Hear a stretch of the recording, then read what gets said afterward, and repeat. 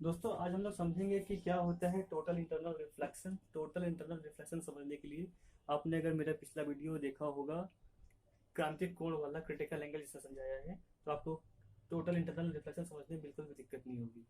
अगर आपने नहीं देखा है तो देख लीजिए, वरना कोई बात नहीं, मैं आप फिर से बता देता हूँ क्या होता है क्रिटिकल एंगल। तो सबसे पहले देखते हैं, एक ये सरफेस है जहाँ पे एक इंसिडेंट रे आ रही है, इसको हम लोग बोलेंगे आई, और ये नॉर्मल है, इसका नॉर्मल है एन, और ये एंगल इंसिडेंट एंगल जिस एंगल से है वो है आई।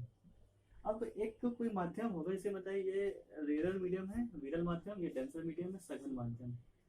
हर माध्यम का अलग अलग रिफ्रैक्टिव इंडेक्स होता है, ये क्रिटिकल एंगल भी होता है। क्रिटिकल एंगल अलग चीज है, क्रिटिकल एंगल होता है जैसे ये कोई माध्यम, मान लीजिए ये माध्यम वाटर है, जल है, तो इसका क्रिटिकल एंगल आईसी होगा मान लिया। तो क्रिटिकल एंगल के लिए जो माना जाता है, क्रिटिकल एंगल क्या होता है, अगर कोई रे क्रिटिकल एंगल के बराबर इंसिडेंट एंगल पे जाती है, जो क्रिटिकल एंगल है उसके इक्वल एंगल पे इंसिडेंट होती है, तो ये आफ्टर रिफ्लेक्शन ये उसके ऊपर से निकलती है, ऐसे जो सरफेस होता है सरफेस के ऊपर निकलती है, तो ये क्रिटिकल एंगल होता है। तो critical angle is the angle of incidence in the denser medium. Diagram से समझिएगा, critical angle is the angle in the denser medium corresponding to which the angle of refraction in the rare medium is 90 degree. ठीक है, ये आपको समझ आ रहा होगा, ये 90 डिग्री होता है इससे, ये समझ आ गया होगा। चलिए अब आते हैं हम लोग टोटल इंटरनल रिफ्लेक्शन पे। तो टोटल इंटरनल रिफ्लेक्शन क्या होता है आगे देखते हैं।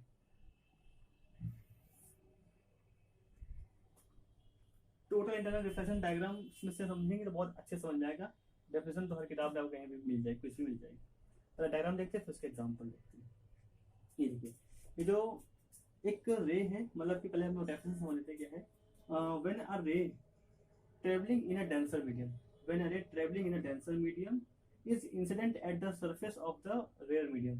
डेंसर मीडियम में ट्रेवल कर रही है, सरफेस रेयर मीडियम में सरफेस पे आकर के मिल रही है, तो फिर क्या होगा, और वो कुछ इस कंडीशन में आ रही कि जो इसका एंगल ऑफ इंसिडेंस है आई है, वो क्रिटिकल एंगल से बड़ा है। ये चीज आपको समझना है, वो क्रिटिकल एंगल से बड़ा है। अगर क्रिटिकल एंगल से बड़ा होगा तो क्या होगा, ये पूरा तरह रिफ्लेक्टेड बैक हो जाता है सेम मीडियम में, और ये एंगल जो आर होता है वो आई के इक्वल ही होता है, तो बन जाता है angle of incidence i equal to r, that is i. तो यहाँ पे जब ये बनता है तो इसको हम लोग देखिए अब डेफिनेशन समझते हैं। When a ray travelling in a denser medium, when a ray travelling in a denser medium is incident at the surface of the rare medium such that angle of incidence is greater than the critical angle for the pair of media जो भी जा रही है is reflected back totally same medium, वो पूरी तरह से same medium में उसी माध्यम में वापस आ जाती है, that is called total internal reflection. अगर हम लोग हिंदी में समझे तो हिंदी में क्या होता है, फिर से देख लीजिए। अगर कोई रे, कोई आपतित किरण सघन माध्यम से विरल माध्यम में जाती है, तो अगर उस आपतित किरण का आपतित कोण क्रांतिक कोण से बड़ा होता है, तो वो पूरी पूरी किरण वापस उसी माध्यम में वापस आ जाती है, टकरा करके वापस आ जाती है। तो इसका होता है पूर्ण आंतरिक परावर्तन, टोटल इंटरनल रिफ्लेक्शन। तो मेरे ख्याल से टोटल इंटरनल रिफ्लेक्शन समझ में आ गया होगा। इससे कुछ एग्जांपल भी हम लोग ले लेंगे। टोटल इंटरनल रिफ्लेक्शन आपको अच्छे समझ में आ चुका होगा, इसका एग्जांपल लेते हैं। सबसे अच्छा एग्जांपल इसका है हीरे का चमकना, हीरे का चमकना एग्जांपल। और दूसरा एग्जांपल है मिराज, इसको बोलते हैं मृग मरीचिका। बहुत एग्जाम में आता है कि ये किस पे डिपेंड करता है, मिराज बन कैसे आता है, हम लोग ये देखते हैं। होता क्या है, मान लीजिए एक रेगिस्तान है, रेगिस्तान गर्मी में बहुत गर्म हो जाता है, तो इसकी जो नीचे की एयर होती है ये गर्म होती है, वार्म एयर होती है, जबकि ऊपर की एयर होती है ये ठंडी होती है, ये कोल्ड होती है। अच्छा, ये जो गर्म एयर होती है, तो ये गर्म एयर मतलब से क्या होगा, इसकी जो पार्टिकल्स है डेंस हो जाते हैं, तो मीडियम भी डेंसर हो जाता है। ये ठंडी एयर होती है तो मीडियम भी रेयर हो जाता है। तो यहाँ पे पेड़ बन रहा होता है, मान ली कोई एक पेड़ है, तो इसकी इमेज इस मीडियम में दिखाई पड़ती है। रीजन क्या होता है, हमारे इसको यहाँ ले लेते हैं, यहाँ से एक्स का रिफ्लेक्शन ऐसे जा रहा है, वहाँ ऐसे निकला, आगे हवा जो है ठंडी होती जा रही है और ये ऊपर बढ़ता जा रहा है, बढ़ता जा रहा है। लेकिन एक टाइम बाद क्या होता है, ये जो एंगल ऑफ इंसिडेंस है क्रिटिकल एंगल के इक्वल हो जाता है। जैसे ही क्रिटिकल एंगल के इक्वल हो गया जिस भी लेयर के बाद, तुरंत वापस आ जाता है।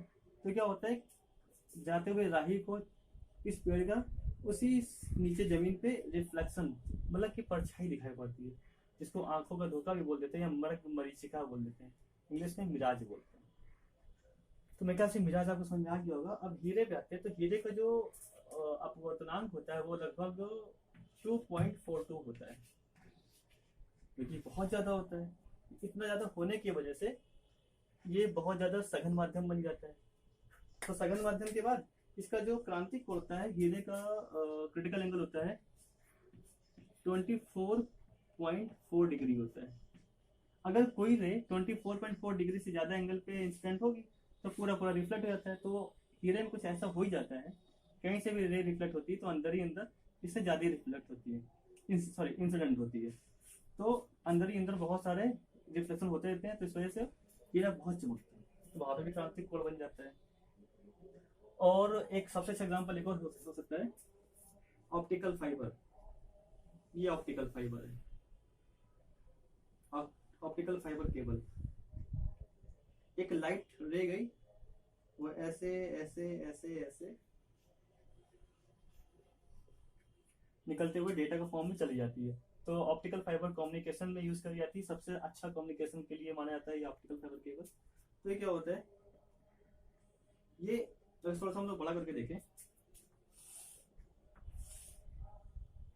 एक रे ऐसे गई, ये इसका नॉर्मल हो जाएगा, ये एंगल जो होगा वो क्रिटिकल एंगल ज्यादा हो गया तो पूरा फिर रिफ्लेक्टेड बैक हो गया। अब यहाँ पे इसके लिए नॉर्मल ये होगा, ये एंगल क्रिटिकल एंगल मतलब क्रांतिक कोण से ज्यादा हो गया तो फिर पूरा रिफ्लेक्टेड बैक हो गया। ऐसे ही चलता रहता है, चलता रहता है, डेटा को जहाँ जाना होता है वो पहुंच चुका होता है। अब मुझे ऐसा लग रहा है कि आपको क्रांतिक कोण समझ में आ गया होगा, और सबसे ज्यादा इंपॉर्टेंट जिसलिए टॉपिक बना था ये टोटल इंटरनल रिफ्लेक्शन, ये भी समझ में आ गया होगा। तो कमेंट कीजिए अगर नहीं समझ में आया है तो, अगर अच्छा लगा तो जानते क्या करना है। Thank you.